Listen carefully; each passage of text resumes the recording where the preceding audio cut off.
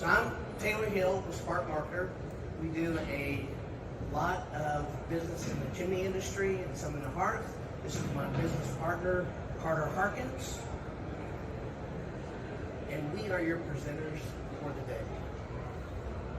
All right? Said this works. Yep, it worked. All right.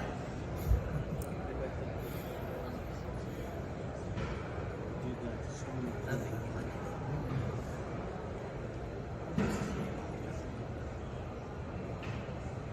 Well, let's see. While we do that, okay, here we go. This session is called Practical AI Marketing Magic for Your Business Right Now. So let me just ask a question. We'll start this off. How many of you guys have already experimenting with AI? Awesome. Tell me real quick, some of you guys that did not raise your hand, why aren't you experimenting with it? Just curious. Skynet. It's gonna end the world. Anybody else? I just signed up for it, so. Just signed up? There you go. Just signed up for it. It scares you. That's one of the number one things, yes. Again,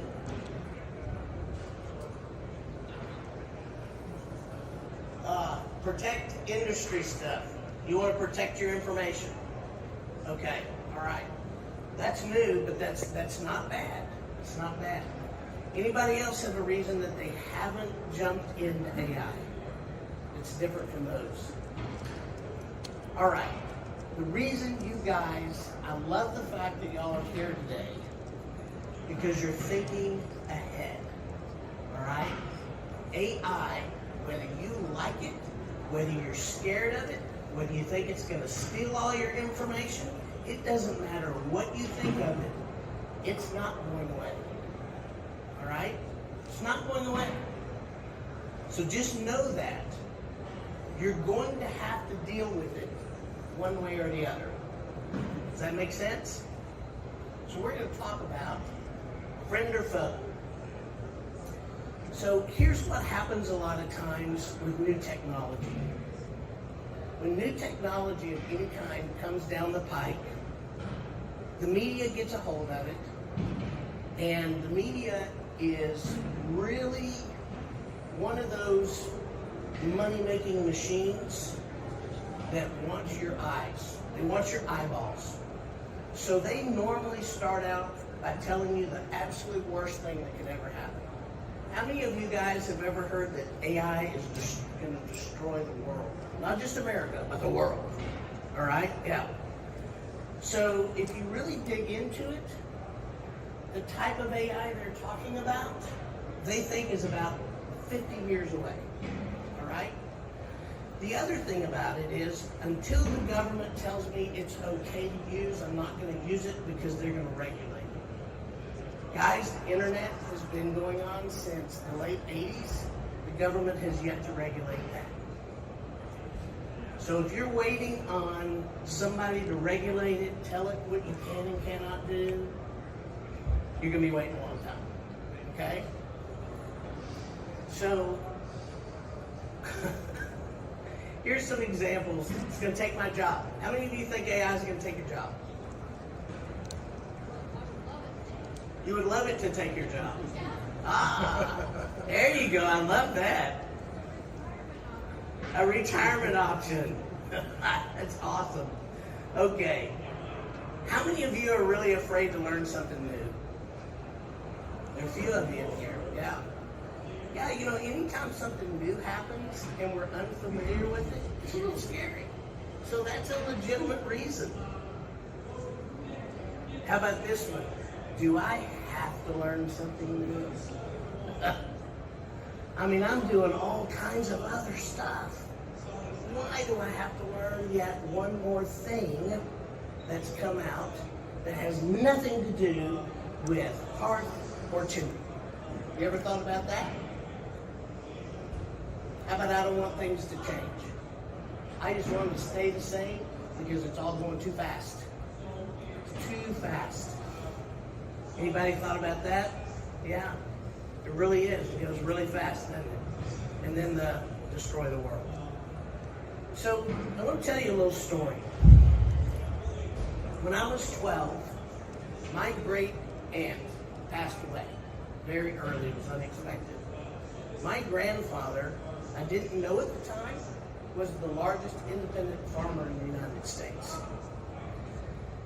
After my Aunt Louise died, I was the one that stayed behind with my granddad for 2 weeks after the funeral just to ride with him on the farm.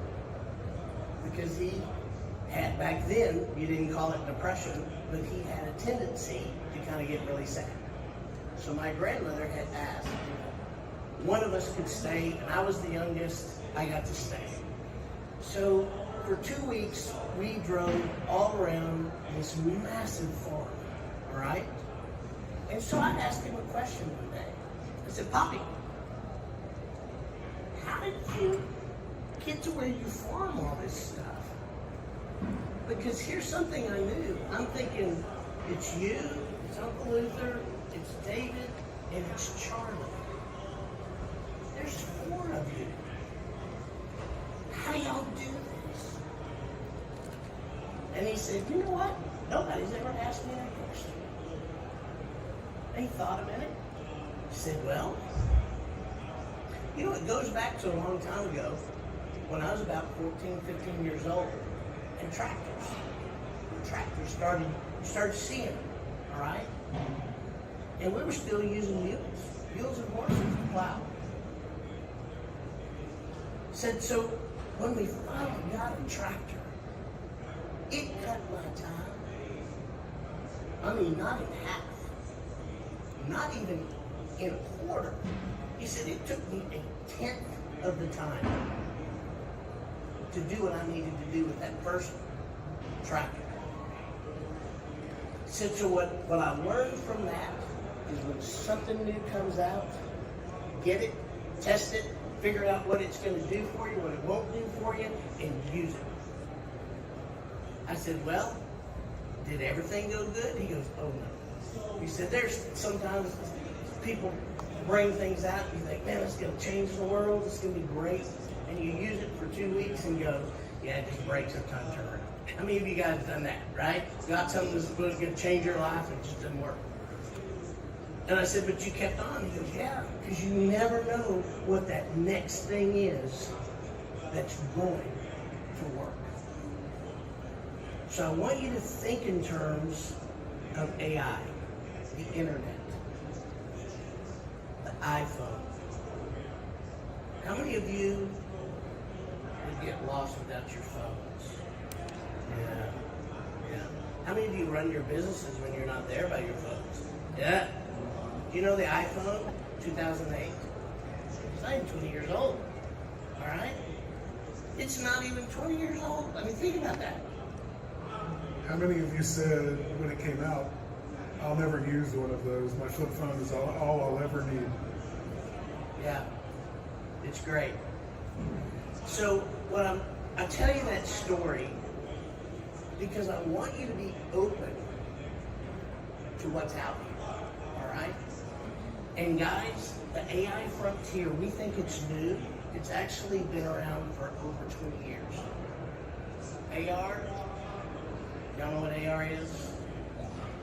Yeah, augmented reality. That's actually been around since 2008. And they did a lot of stuff with NASA, all right? So this stuff is not new, it's just new to us. When OpenAI came out, the people that were really afraid of OpenAI, have y'all heard all the people that really came out and said, oh, this is terrible, terrible, terrible? Have you realized they're all CEOs of mega tech companies? Do you know why they thought it was so terrible? Because we got it now. All right? Now we have it. We get to take it and use it. We get to do things with it that maybe you've never known before. I have a great uncle. His name is Wendell Barterman. If you guys want to check me out with the department that does all the, what is it, not trademarks, but Patents. Patents. He started working with John Deere, probably he's 90 years old or something like that now, probably 60 years ago. He has all kind of patents with John Deere. First thing they asked him to do is build a grass catcher for their lawnmower. So he figured that out. The thing that you guys see all the time that he did, you know those big rolls of hay? He invented that machine that does that. So my point is, he went past the tractor. All right? Now he's putting things out there. So it's not just what we have today. It's going to be what we're going to have access to tomorrow, next year, the next year. So you need to stay on top of this stuff so you know what you can do, what's useful to you, what's not useful to you in your business, and make sure you're staying on the forefront. Now it's not working.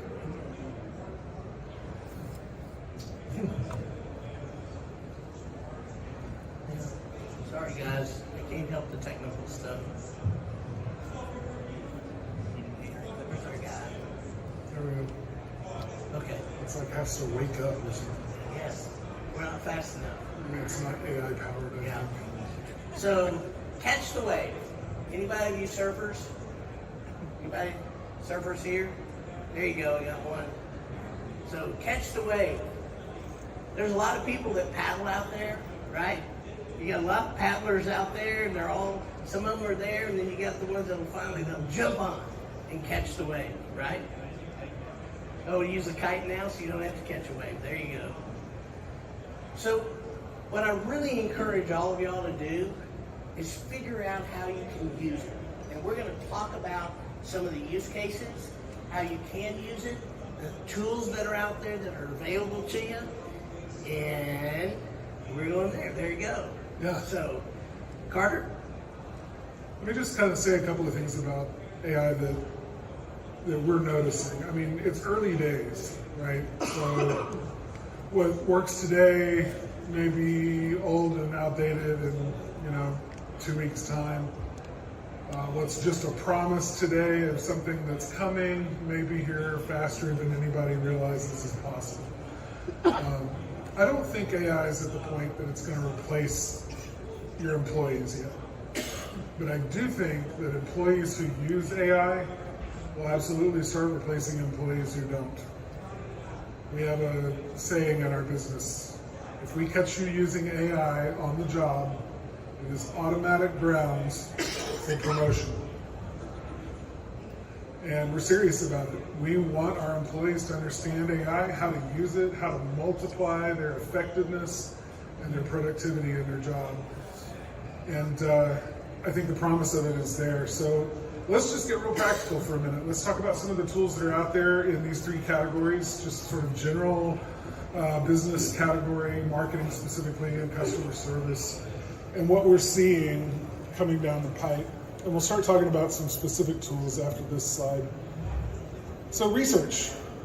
AI has actually really become a good tool for taking data that exists in the world, whether it's on the internet, your own data, being able to feed it in, and then asking it questions about what that data is really telling you. Doing research on your own company based on your own data and asking it questions like, okay, based on the historical purchase information from the past decade of my business, which clients are my sweet spot? What does my ideal client really look like based on the real data?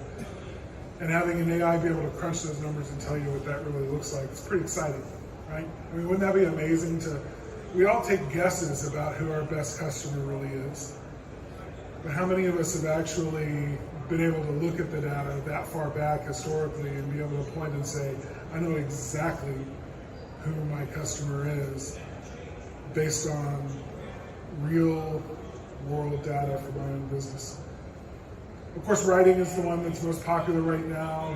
Tools like OpenAI with ChatGPT. Then there's Gemini that came out. It used to be called Bard. Now it's called Gemini, which is Google's tool. There's some other ones out there as well. We're going to talk about some of those as we go, but it's really brilliant. How many of you have used ChatGPT to write an email or write a letter or something like that? What was your experience like with that? Anybody? What's that? Yes, you've got to ask it the right question. The more specific you are with it, the better information you get from it, right? It was fast. Huh? It was fast.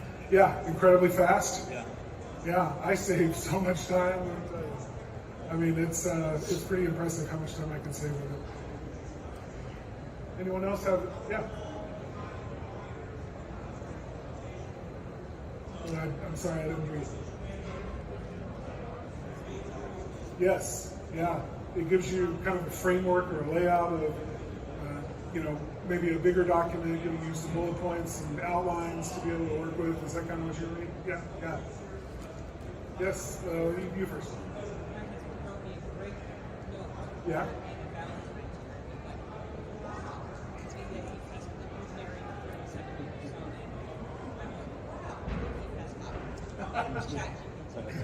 Oh, wow. Husband wrote a love letter to a wife of 30-something years and confessed later that it was actually ChatGPT helped write it. Uh-huh. Very inauthentic. You've received letters that you think, yeah. Yeah, no, I can see that. I mean, it's up to us as users of the technology to make sure that it represents who we are, right? To make it as authentic as possible. So I don't look at ChatGPT as a replacement for the human effort of doing something. I look at ChatGPT as a partner in creating and finding the words that are the ones that I would put together if I had more time. And how's that sound? And I constantly tell it, yeah, that's too over the top. Try it again, make it more like an 8th grader would write it. You know? And it comes back and it's like, yeah, that sounds more like me. Whatever that may say about me.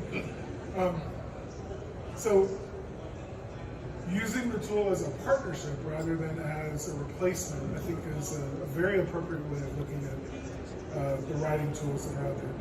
Spreadsheets, there are plugins now for Excel, for Google Sheets, the two big spreadsheet platforms that will analyze all the data in a spreadsheet and give you information. It'll help you write a formula for a spreadsheet if you can't remember how to write it.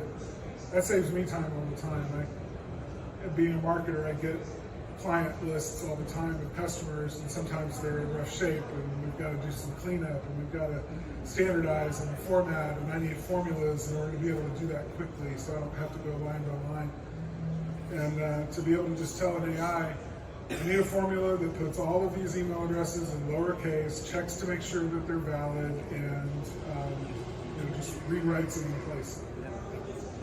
2 seconds later, I've got the formula, I plug it in, and it does the job for me. Things like that are just huge time savers. Planning, general business operations, writing SOPs, again, that's a big one. To have help writing a technical SOP. It's amazing to me. It's not perfect, but Taylor and I have been amazed at how well it understands technical chimney things, especially if you get specific with it. If you tell it, write this according to NFPA 211 standards, how to do a specific task that we do in our business every day, and I need an SOP for it. And it'll write a pretty doggone thorough SOP. Maybe it needs some work, maybe it needs tweaks here and there, but is it going to save you time? Yes or yes? Yeah. All right.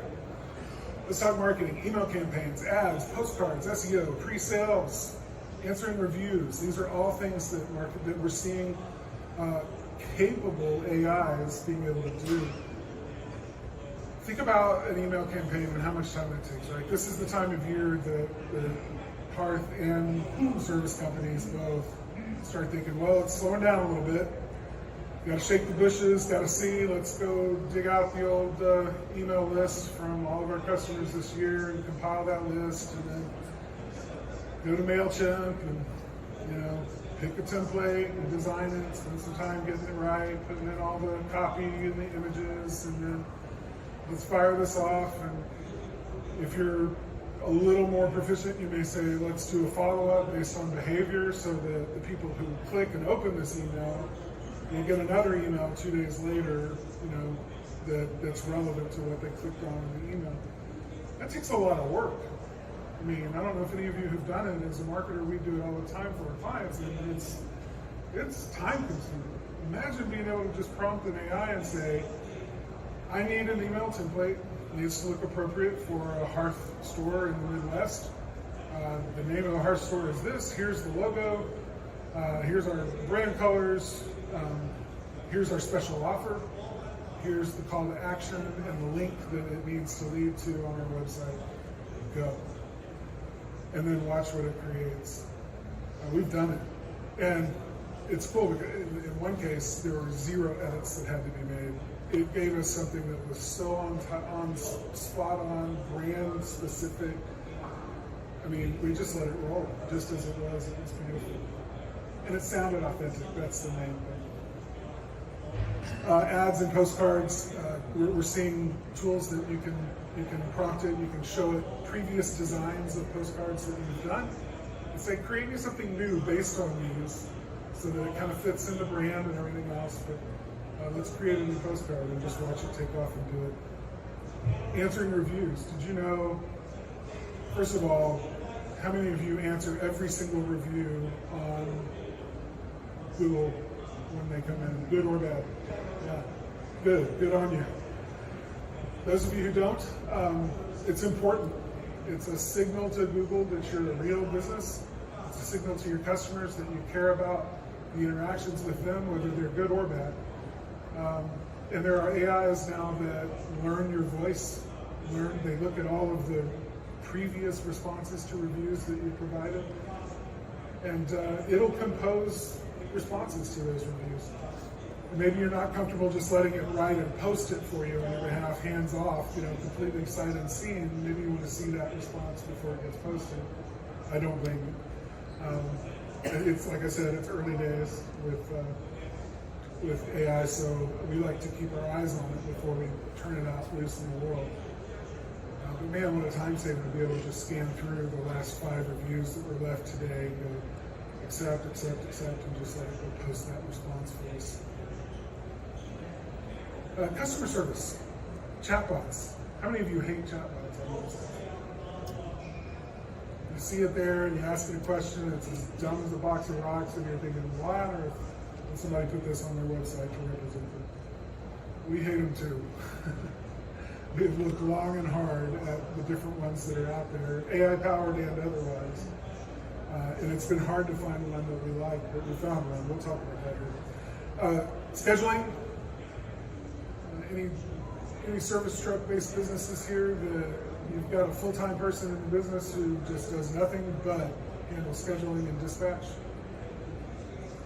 It's one of the, I'll say this because I've spent enough time with our clients in their businesses and watched the people in the office and the job that they do. And I will tell you without hesitation, what they do is tougher than what you guys climbing roofs do. It is hard to juggle all of those logistics and get that done. It's truly amazing to watch a good one, a good employee who really knows how to do it, and watch them do the mental gymnastics it takes to handle that particular role.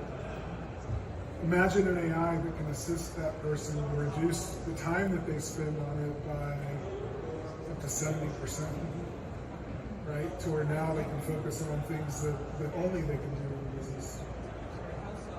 How so? Yeah, actually allowing visitors on the website to book appointments by conversing with an AI.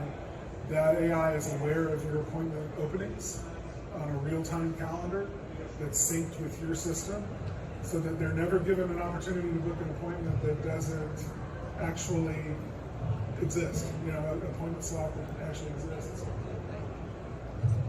Yes, you can segment based on area. It'll ask you what part of town are you in. You can tell it, and then based on the criteria that you've set up, it'll only book appointments on days that you're working in that part of town. or book it with a truck that specializes in that part of town. This is the kind of stuff that we're seeing that's just truly amazing. Now, some of it's expensive, and some of it you have to have specific kinds of software, field management software in order to make use of and use, but it's all possible now, and it's truly incredible. Following up, how many of you have a rigorous process for following up on open estimates in your business? Yeah, a few of you? And open estimates represent hundreds of thousands of dollars and usually millions of dollars every year for a service business with multiple trucks. We spend so much time chasing the new leads, and all of these leads that we pay for, we go out, we provide an estimate, the customer says, yeah, I'm not sure yet, I'll let you know. And for whatever reason, as salespeople, we just ignore them, and we go chase the new lead, the new opportunity, the new estimate. Right? We forget about these stacks and stacks of estimates that are piling up that we're not really going after. It represents a ton of money. What if you had an AI that you could just tell, go follow up with Mrs. Smith about the estimate we just provided? And it's intelligent enough to be able to understand what that estimate was about, what the job was that was done, and communicate very specifically about what it would take to become a customer and get that job done. So personalization, all of these things. Let's talk specific tools here if my thing has the phone asleep.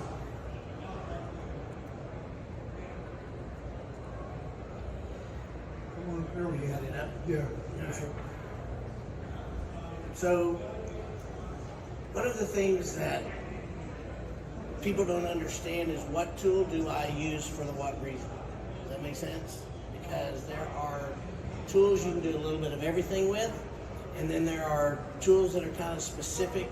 And I'll give you a really good just kind of rundown on the general tools. Everybody's using ChatGPT, but ChatGPT has been trained up to April 2021. If you ask ChatGPT to do something current, it doesn't know, all right? So it's only been trained to a certain time frame, all right? That doesn't mean that it's not excellent with spreadsheets, that it's not excellent with research, that it's not excellent with all these other things. Does that make sense? Just know that if you need something that's research that's current, then you've got to go to something else. The best I've found, and this is brand new, on the 8th of February, Google released Gemini, replaced Bard with Gemini, and Gemini is phenomenal.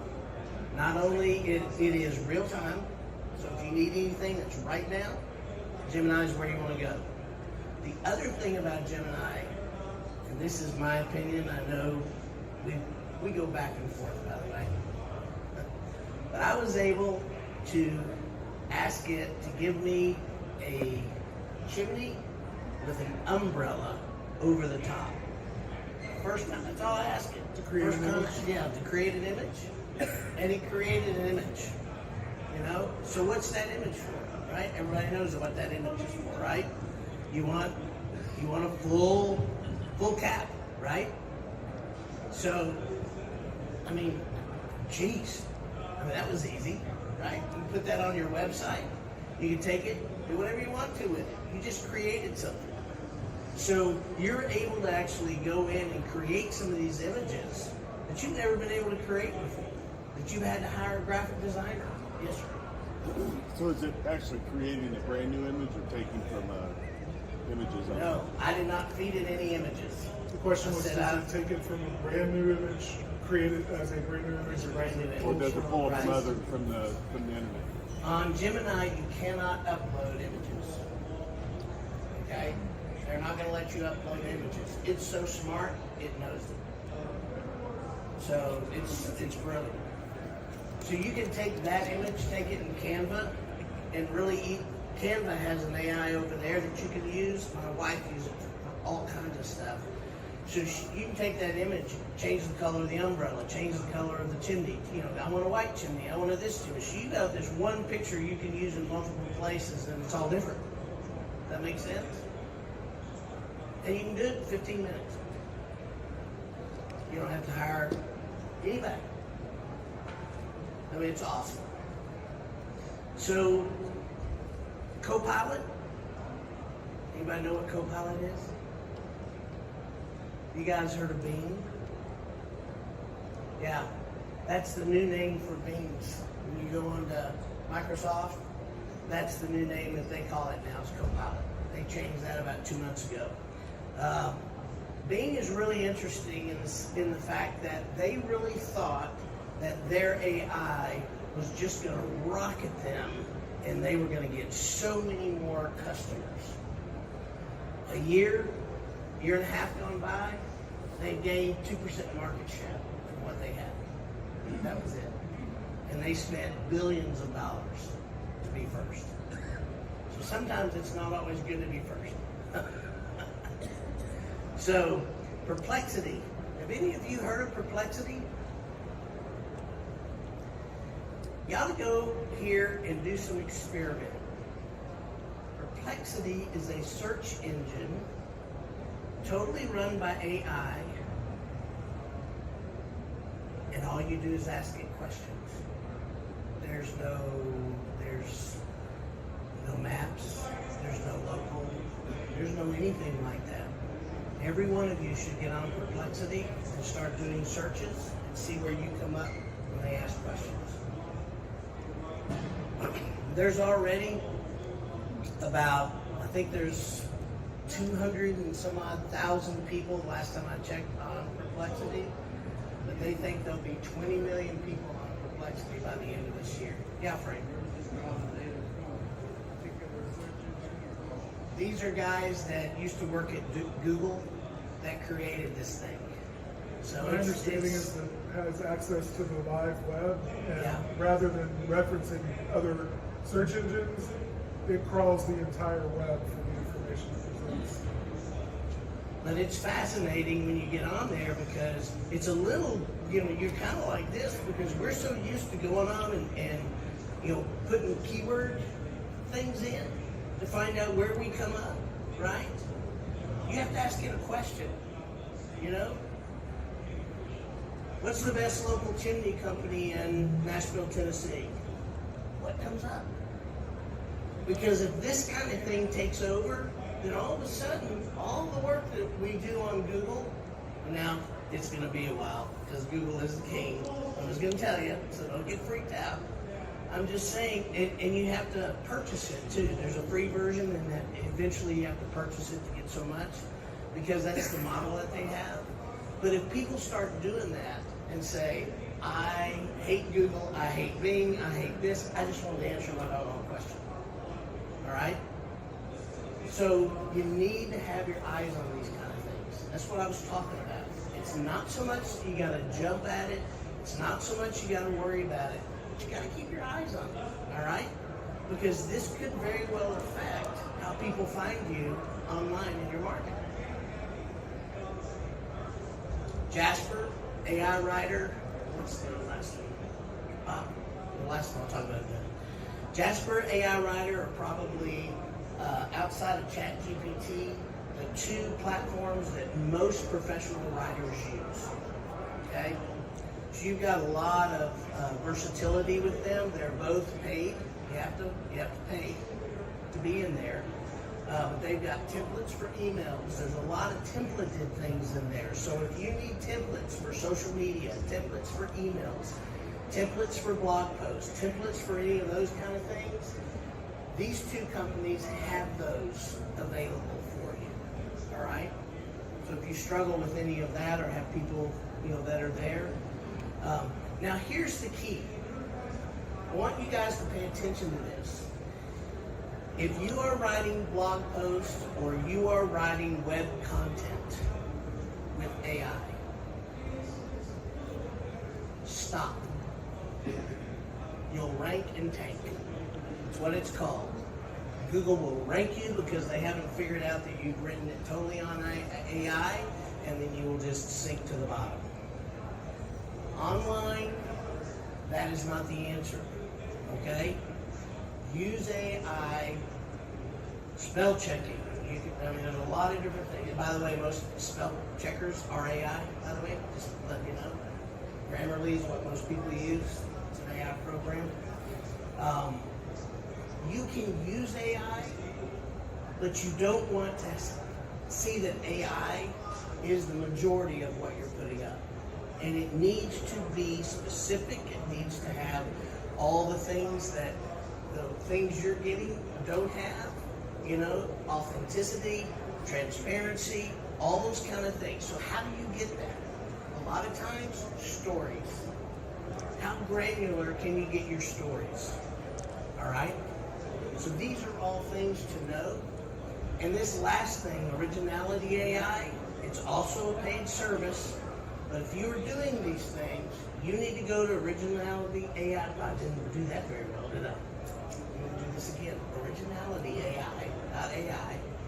And put the content in, and it will tell you the percentage of AI written material you have. Okay? It's a very educated algorithmic guess. So I'm going to tell you, I have a degree in electronic engineering, and I got into my field as a technical writer.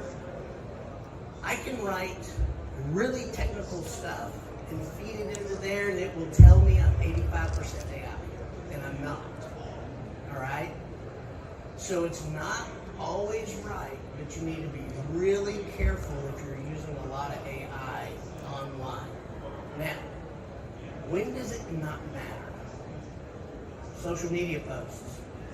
You can do AI written social media posts all day long. Email all day long. All right?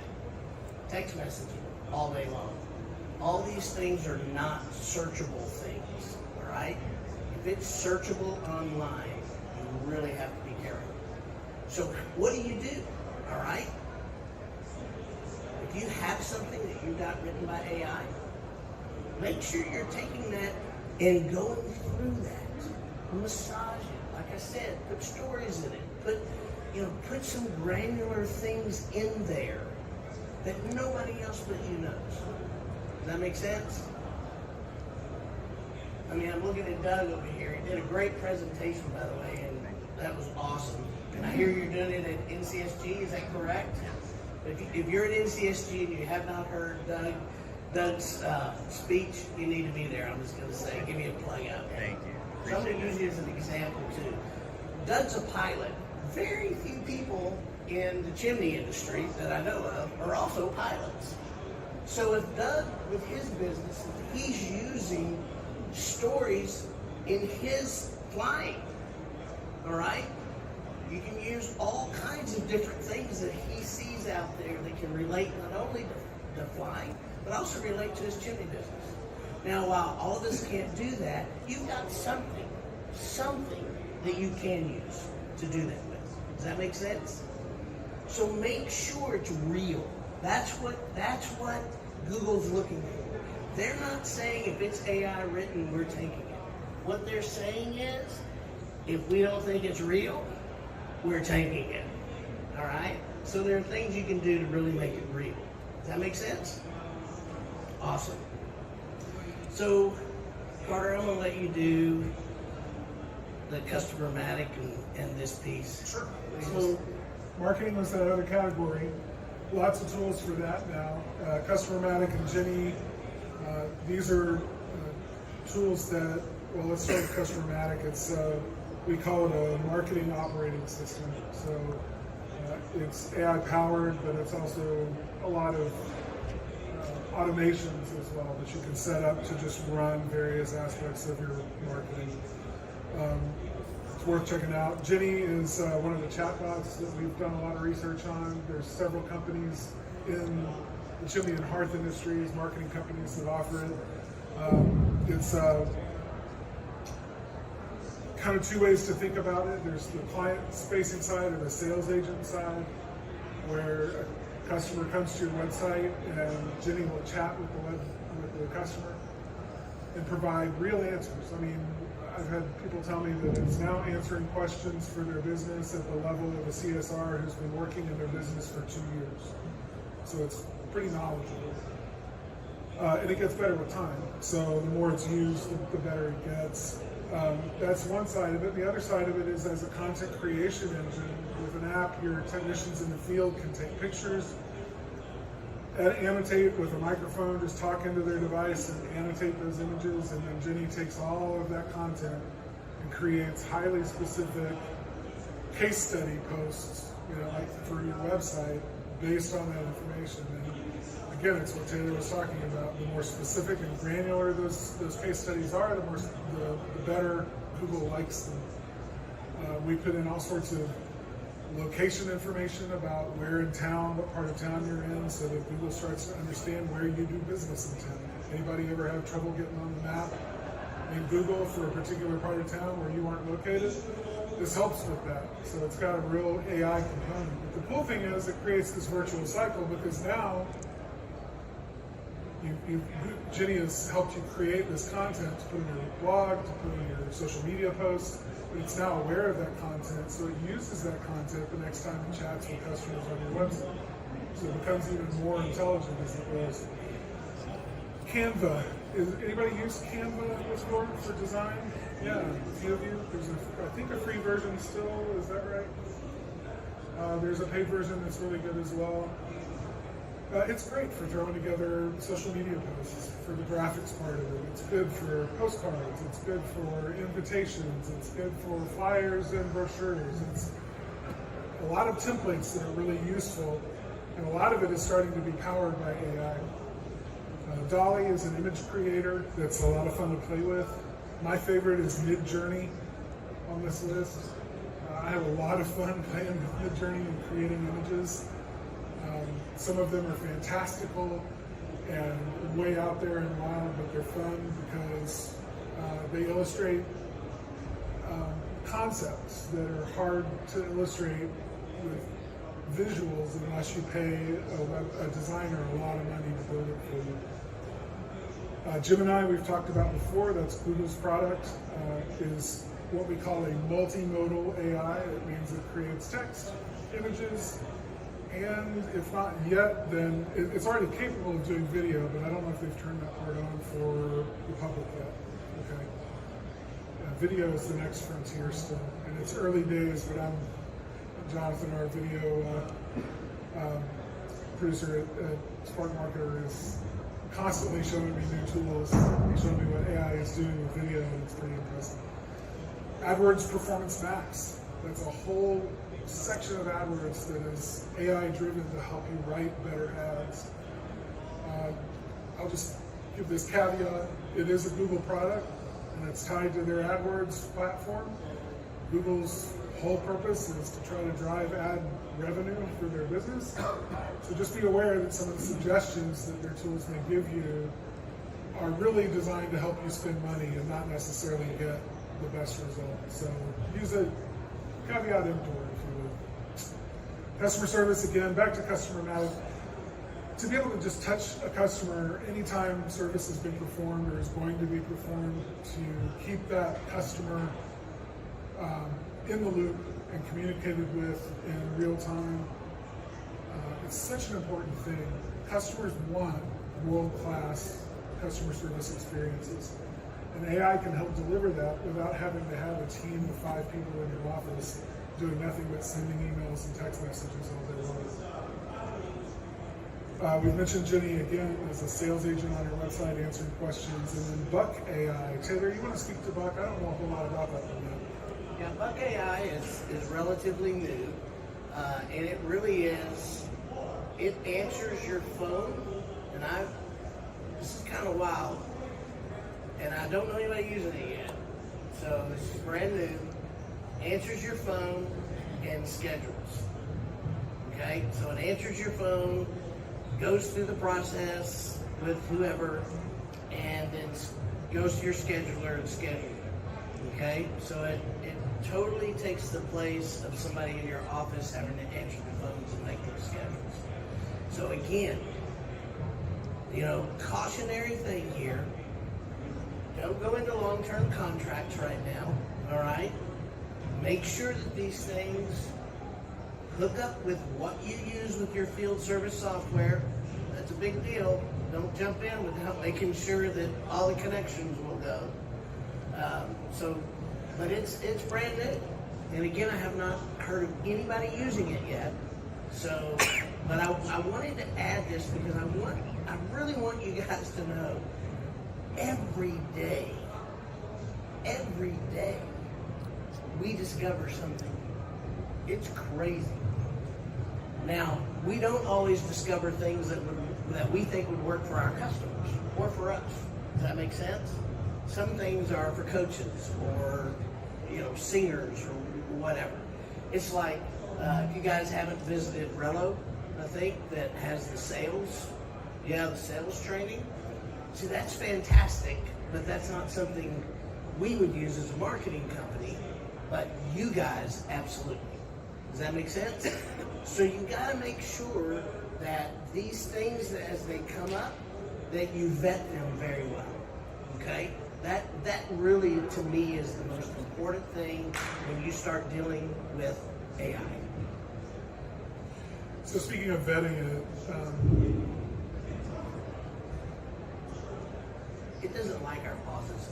yeah, I really do. Okay, we'll get to Yeah. Let's go over this first. I forgot about this slide. So the thing that I want you to, we have a lot of people that go, nope, I don't ever want my customer to schedule. They can't do it. We got to do that. We got to control it. Blah, blah, blah, blah, blah. The reality is 46%, they've done a big study on this, 46% of your customers, when they come to you, they do not want to talk to you. All right? They don't want to pick up the phone. They want to get their stuff done and get it done and over with and go to bed or dinner or whatever else they have on their plate. They don't want to have to call you. So if you are open to trying to let one of these, whether it's Buck AI or Jenny or whatever, schedule, there are ways to do it, as Carter talked about before. So don't be afraid of that. You may be losing business because you're not allowing that. So just know that going in. There's a lot of introverts, such as me, that would just rather, take care of my dental appointment online and get that booked without having to call the office and, go round and round with someone.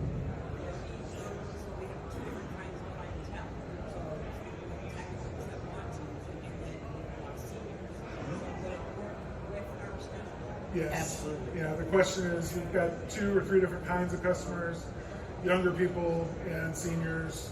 Seniors obviously may not feel comfortable using a new technology, modern technology, but a phone call, of course, yeah, you always want your phone number up there. Absolutely. This wouldn't replace that at all. And a lot of it, like Buck AI that was on the previous slide, some people are setting it up for their rollover numbers, so their primary number is still answered by a human being, but when that human being is overwhelmed and can't get to the phone calls that are still coming in, then Buck AI is there to make sure that, because it's unlimited, right? I mean, it'll answer as many phone calls as you throw at it simultaneously, so you're not missing calls. Did you guys know that service businesses miss, you're gonna think this number isn't real, but I guarantee if you measure it in your business, you're going to be surprised. Service businesses miss up to 27% of all the phone calls that ring into their business. That number just makes me want to cry. So much marketing money spent to get those opportunities, and the phone just rings and nobody answers. And sometimes it's not your fault, but sometimes, sometimes we need to put systems in place to make sure that we have a catch net for those situations. Yes, ma'am.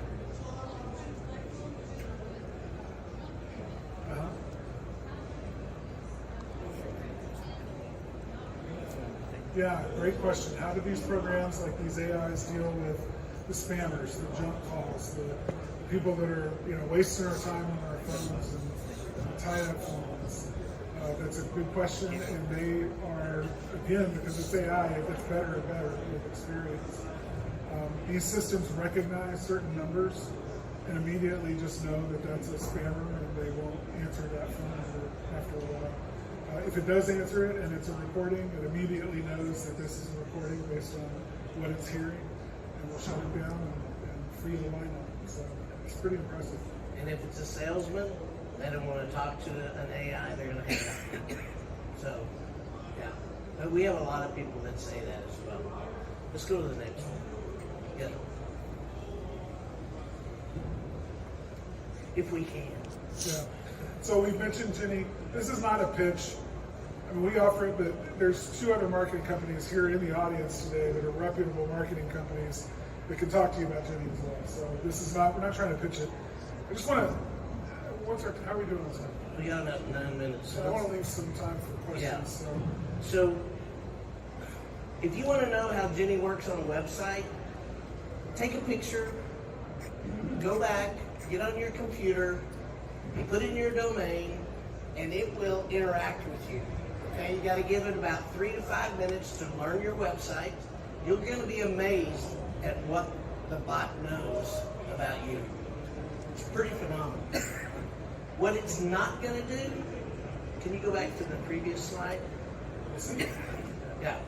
What it's not going to do is bring pictures like this, because you have to put those pictures in, okay? So I've had people say, yeah, I went to it, but it didn't give me those pictures y'all talked about. So I want to make sure it's not going to give you the pictures. It's not going to pull your reviews, because those things have to be fed into the system, and it has to be set up for your business for that. Okay. So go back to that. If you want to just demo what AI would do on your site, I mean, it is a great way to do this. This isn't public, no one else sees it but Yeah. you, but it's a chance to see what an AI bot on your website could actually do and perform. And pound on it. Ask it questions. Try to break it. I mean, some of you will break it. I mean, it's not perfect, but it's enough perfect that it's providing value to people. And ultimately, that's what our goal is here today, is to provide knowledge and value to you. And we think this is one that's worth looking at. Yes, sir. Does it affect your ranking in Google, or is that just with text? So does it affect your ranking with Google? Because you're using it, if you're using it, that's the thing. If you're really using the tool, then it's creating content that gets published to your website. Google crawls that content on your website and sees it. And because it's so highly specific, it's better than any marketing company could write for you, because we don't ride around in your trucks every day. You know, I mean, we may come see you once a year and do a video shoot, but you know, we're not always there. So you're there, you're taking pictures already because you're documenting jobs and putting that with the customer records. So it's nothing to just switch apps real quick and take a few pictures and talk into an app and tell it what you're doing. When that kind of level of specificity is in a post on your website, Google loves it. So does it affect your SEO? The question is, oh yeah. So SEO is based on 4 things called EEAT. Let's see if I can get them all. Expertise, experience, authority, and trustworthiness. Hey, really good. Okay? I know normally I'm terrible at these things. I'm like, what's that under E?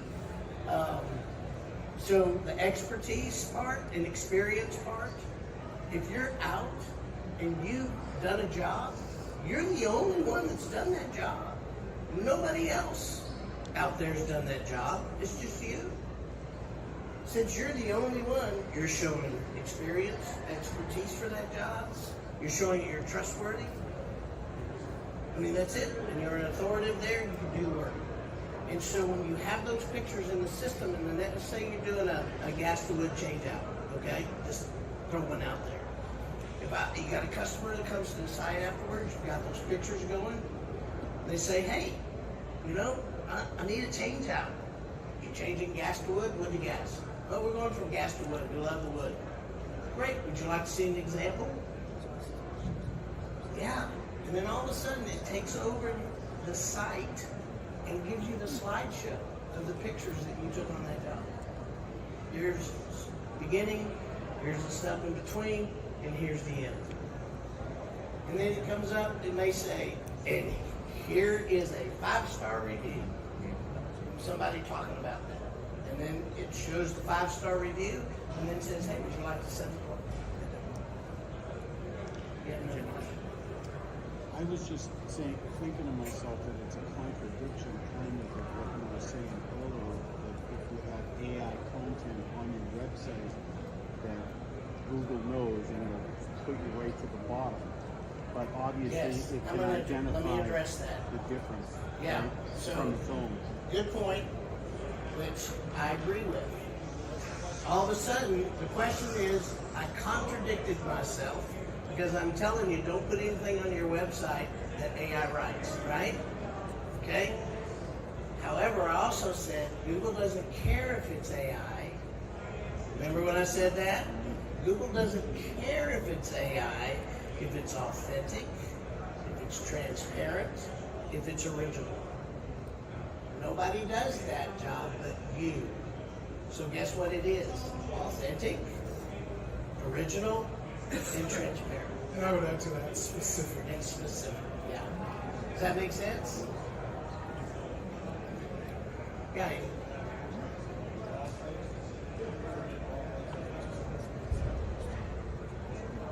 Right.